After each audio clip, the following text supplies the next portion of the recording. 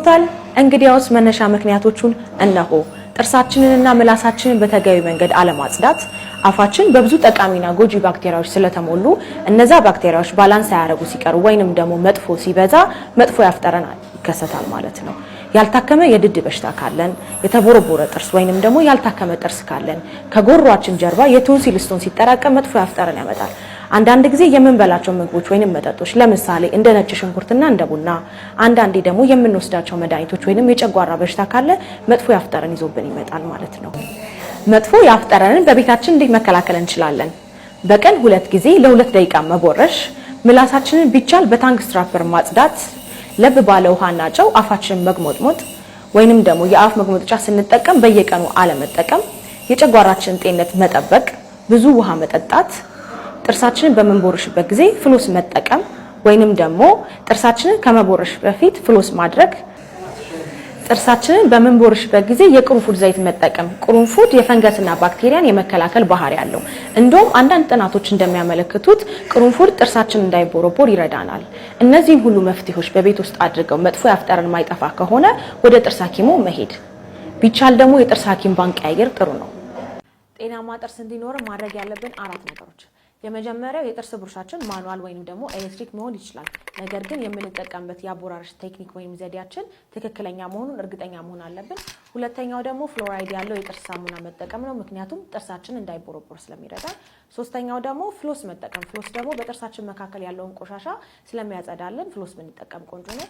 የመጨረሻውና አራተኛው ደግሞ ታንግ ስትራፐር ወይንም ደግሞ የምላስ ማጽጃ መጠቀም፣ ምክንያቱም 90% የሚሆነው የመጥፎ ያፍጠረን የሚያመጡ ባክቴሪያዎች የሚጠራቀሙት ምላሳችን ላይ ስለሆነ የምላሳችንን ማጽጃ ብንጠቀም ምላሳችንን ማጽዳት ብንችል የመጥፎ ያፍጠረን መከላከል እንችላለን። ያረጀ የጥርስ ብሩሽ ጥርሳችንን እንደሚጎዳና እንዲደማ እንደሚያደርግ ያውቃሉ? ይህ እንዳይሆን የጥርስ ብሩሻችንን ከ3 እስከ 4 ወር ባለ ጊዜ ውስጥ መቀየር ይኖርብናል። ጥርሳችንን ከቦረሽን በኋላ ማድረግ የሌለብን 3 ነገሮች። ጥርሳችንን ከቦረሽን በኋላ በውሃ ወይንም ደግሞ በማውዝዋሽ ማግመጥመጥ የለብንም። ምክንያቱም ጥርሳችንን በጥርስ ሳሙና ከቦረሽን በኋላ የፍሎራይድ ፕሮቴክቲቭ ሌየሩ አክቲቭ ስለሚሆን አክቲቭ የሚሆነው ደግሞ ከ20 እስከ 30 ደቂቃ ስለሆነ ያንን ስንቦርሽ ታጥበን ከቦረሽን ሪሙቭ ወይንም ደግሞ እሱን እንደማንሳት ማለት ነው። ይህ ማለት ፊታችንን ታጥበን ሞይስቸራይዘር ካረግን በኋላ ድጋሚ በውሃ እንደመታጠብ ማለት ነው። ሁለተኛው ደግሞ ጥርሳችንን ካጸዳን በኋላ ብዙ ጊዜ ከድነን ነው የምናስቀምጠው። እንደዛ ማድረግ ደግሞ ልክ አይደለም። ምክንያቱም ከድነን ስናስቀምጠው በባክቴሪያዎች እንዲራቡ እናደርጋለን ማለት ነው። ሶ ዩዥዋሊ ማድረግ ያለብን ምንድነው ካጸዳን በኋላ አየር እንዲነካው በተገቢ መንገድ ማስቀመጥ ይኖርብናል፣ ቀጥ አድርገን ማለት ነው። ሶስተኛውና የመጨረሻው ደግሞ ጥርሳችንን ካጸዳን በኋላ ምንም አይነት ምግብ ወይንም ደግሞ መጠጥ ከ20 እስከ 30 ደቂቃ ድረስ መመገብ የለብንም፣ ምክንያቱም ፕሮቴክቲቭ ሌየሩ እንዳይነካብን። ከዛ ከ30 ደቂቃ በኋላ ግን ምንም አይነት ምግብ ሆነ መጠጥ ቀኑ ሙሉ መብላትም መጠጣትም እንችላለን። የልጆቻችንን ጥርስ እንዴት መንከባከብ እንችላለን? የመጀመሪያ ጥርሳቸውን ካበቀሉ ጊዜ ጀምሮ በጥርስ ብሩሽ ማጽዳት ይኖርብናል። መጽዳት የሚኖርበት ደግሞ በቀን 2 ሲሆን ማታ ግዴታ ነው። ሌላኛውን ግን በቤተሰብ ምርጫ ማድረግ እንችላለን ማለት ነው። የልጆች ጥርስ በሚጸዳበት ጊዜ ራሳቸው ቤተሰቦች ቢያጸዱ የተሻለ ነው። የልጆች የጥርስ ሳሙና በምንገዛበት ጊዜ ለልጆች የሚሆነውን የጥርስ ሳሙና ለይተን መግዛት ይኖርብናል። ይህንን እንዴት ነው ማወቅ የምንችለው? የፍሎራይድ መጠኑ 1000 ppm የሆነውን አይተን መግዛት ይኖርብናል። ልክ ጥርሳቸውን በምናጸዳበት ጊዜ የምንጠቀመው የጥርስ ሳሙና በጣም ሳይዙ ትንሽ የሆነ ተጠቅመን የልጆቻችንን ጥርስ ማጽዳት እንችላለን። ልጆች የጥርስ ሳሙናውን እንዳይበሉት ወይንም ደግሞ እንዳይወጡት ከአካባቢያቸው ማራቅ ይኖርብናል። ድዶ እየደማ ነው፣ እንግዲያውስ ጤነኛ አይደለም ማለት ነው። የአብዛኛው ሰው ድድ እኮ ይደማል። አዎ ይደማል፣ ግን ጤነኛ አይደለም። ዋናኛ መነሻው ከ99% በላይ በድዳችን ላይ ያለው ቆሻሻ የሚፈጥረው ኢንፌክሽን ወይንም ደግሞ ቁጣ። በሽታው አያመንም፣ አናየውም፣ እንደያዘንም አናውቅም። ግን ክሮኒክ የሆነ ቁጣ ወይንም ኢንፍላሜሽን ይፈጥርና ድዳችን ይደማል። አቃፊ የሆነ ድዳችን ወይም ማጠጣችን እንዲሸሽ ያደርጋል። ሲብስም ቆይቶ ጥርሳችን እስከ መውለቅ ድረስ ሊሄድ ይችላል። ስለዚህ የሚደማ ድድ ካለው ከወዲሁ ማስቆም አለብን። ድዳችን እንዳይደማ በቤት ውስጥ ምን እናድርግ? በትክክለኛው ዘዴ ጥርሳችንን መቦረሽ፣ ፍሎስ ማድረግ፣ አልፎ አልፎ የአፍ መግመጫ መጠቀም። እነዚህን ሁሉ በትክክለኛው መንገድ አድርገን ስቲል ድዳችን የሚደማ ከሆነ የጥርስ ሐኪም ሄደን ማየት ይኖርብናል። ላይ የአተር ፍሬ የሚያክል ፍሎራይድ ያለው የጥርስ ሳሙና እናደርጋለን። ከዛ የጥርስ ብሩሻችንን 45 ዲግሪ ዞር ካደረግን በኋላ በክብ እንቅስቃሴ እያጸዳን ወደታች ወረድ ማድረግ። የፊት ጥርሳችንን በውስጥ በኩል ስናጸዳ ብሩሻችንን ቀጥ አድርገን ከድዳችን ወደ ውጭ አድርገን መቦረሽ። የምናኝክበትን የላይኛውን የጥርሳችንን ክፍል በደንብ ማጽዳትና ከተፋን በኋላ በውሃ አለመግሞጥሞጥ።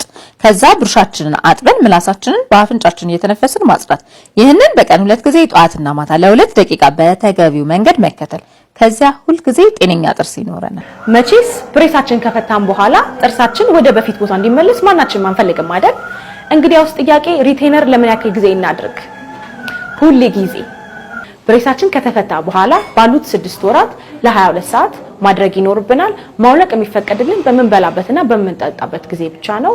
ከ6 እስከ 24 ወር ባለው ሁሉ ጊዜ ማታ ማታ፣ በመቀጠል ደግሞ በሳምንት ከ2 እስከ 3 ቀን ባለው ውስጥ ማድረግ እንችላለን ማለት ነው። እነዚህ በተገቢ መንገድ ካደረግን ጥርሳችን እንዳማረበት ይቆያል።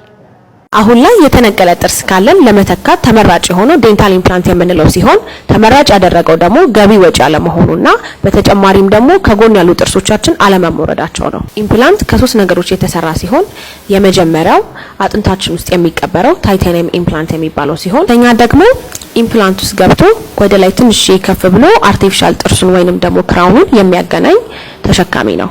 ትልቁ ጥቅሙ ከሁሉም የአርቲፊሻል ጥርስ አይነቶች የተፈጥሮ ጥርሳችን አይነት ስሜት መስጠቱና መምሰሉ ነው።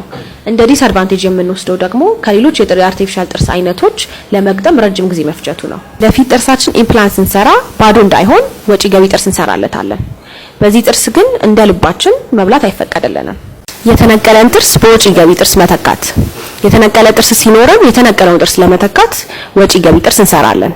ይህም የጥርስ አይነት ቀን ቀን እያደረግን ማታ ማታ ደግሞ አውልቀን ውሃ ውስጥ የምናሳድረው ይሆናል ማለት ነው። እንደፈለግን መብላት እንችላለን፣ መጠጣት እንችላለን፣ ማውራትም እንችላለን። ያው የመጀመሪያ አካባቢ ትንሽ ሊከብደን ይችላል። ከዛ በኋላ ግን ብዙም አያስቸግረንም። ከባድ የሚያደርገው የሚወጣ መሆኑ ነው። በጣም ጥቅሙ ደግሞ ወይም ደግሞ አድቫንቴጅ የምንለው ደግሞ የሚሆነው በቀላሉ መሰራት መቻሉና ዋጋውም ረከስ ያለ መሆኑ ነው። በዚህ አጋጣሚ የሚወጣና የሚገባ ጥርስ የምትጠቀሙ ሰዎች ማታ ማታ አውልቃችሁ ውሃ ውስጥ ማሳደር እንዳትረሱ። ሌላኛው ጥርሳችን በሚነቀልበት ጊዜ የምንተካበት መንገድ ደግሞ ዴንታል ብሪጅ ይባላል። ይህም የጥርስ አይነት በቀኝና በግራ ያለውን ጥርሳችንን ወረደን የጥርሳችንን ቅርጽ ከወሰድን በኋላ በላብራቶሪ ተሰርቶ ሲመጣ በማጣበቂያ ማጣበቅ ነው። የሚገባ የሚወጣ አይደለም። ዋና ተመራጭ የሚያደርገው ይሄ ነው። ከኢምፕላንት ጋር ሲነጻጸር ደግሞ የተሻለ የሚያደርገው ጥርሳችን ላይ ለመገጠም ያለው ፍጥነት ነው ማለት ነው። ይህ የጥርስ አይነት እንደፈለግን መብላት መጠጣትና ማጽዳት እንችላለን።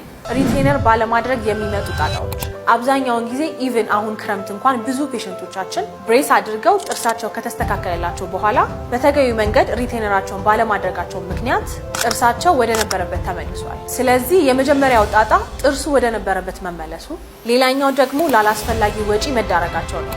ሶስተኛው ደግሞ ጊዜያቸውና ኮንፊደንሳቸውን በፕሮሰስ ውስጥ ማጣታቸው ነው። ስለዚህ እነዚህ ነገሮች ለማስቀረት ብሬስም ሆነ ኢንቪዚብል አላይነር የምታደርጉ ሰዎች ሐኪሞቻችሁ በሚነግሯችሁ መመሪያ መሰረት ሪቴነራችሁን በተገቢ መንገድ ማድረግ አለባችሁ። እናም ሪቴነራችሁን በተገቢ መንገድ በማድረግ ራሳችሁን ካላስፈላጊ ጣጣ መጠበቅ ትችላላችሁ። የጥርስ ሳሙና ከመግዛቱ በፊት እነዚህን 5 ነገሮች ማየት እንዳይረሱ። የመጀመሪያው ፍሎራይድ የጥርስን ውጫዊ ክፍል በማጠንከር የጥርስ መቦርቦሩን ስለሚከላከል ፍሎራይድ መኖሩን ያረጋግጡ። ሁለተኛ ድዳችን እንዳይቆጣ ፖታሺየም ናይትሬት ወይንም ስትሮኒየም ክሎራይድ መኖሩን ያረጋግጡ። ሶስተኛ ታርታር ወይም ሸህላ ለመከላከል ደግሞ ዚንክ ናይትሬት እና ፓይሮፎስፌት መኖሩን ያረጋግጡ። አራተኛ በተቻለውት መጠን ሶዲየም ላውረን፣ ሰልፌት እና አርቲፊሻል ማጣፈጫ ኬሚካሎች የያዙ ምርቶችን ባትጠቀሙ ይመከራል። አምስተኛ የሚመርጡትን የጥርስ ሳሙና ከአፍ ጤናው ጋር እንደሚሄድ ያረጋግጡ። ነፍሰ ጡር ሴት መቼ የጥርስ ሕክምና ማድረግ ትችላለች? አንዲት ነፍሰ ጡር ሴት ማንኛውንም የጥርስ ሕክምና አገልግሎት ለማግኘት ከ3 እስከ 6 ወር ወይንም ደግሞ ከ12 እስከ 24 ሳምንት ድረስ ባለ ጊዜ ውስጥ ምንም የትኛውንም አይነት አገልግሎት ማግኘት ትችላለች።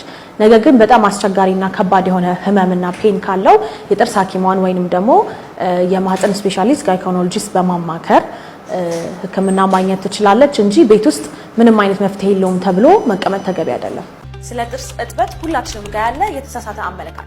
የመጀመሪያው ጥርሳችንን ስንታጠብ የጥርሳችን የውጨኛውን ፓርት ወይንም ደግሞ መስታወት ኢናሜን ይነካል ብሎ ማሰብ። ሁለተኛው ደግሞ ብዙ ጊዜ የጥርስ እጥበት ስናደርግ አንዳንዶች በየ2 ዓመት ይሉናል፣ አንዳንዶች ደግሞ በየዓመት ይሉናል፣ ሌሎቹ ደግሞ በየ3 ወሩ መታጠብ አለባቸው ይሉናል። ትክክለኛውና ግን በጥርስ ሐኪም የሚመከረው በየ6 ወሩ እንድንታጠብ ብቻ።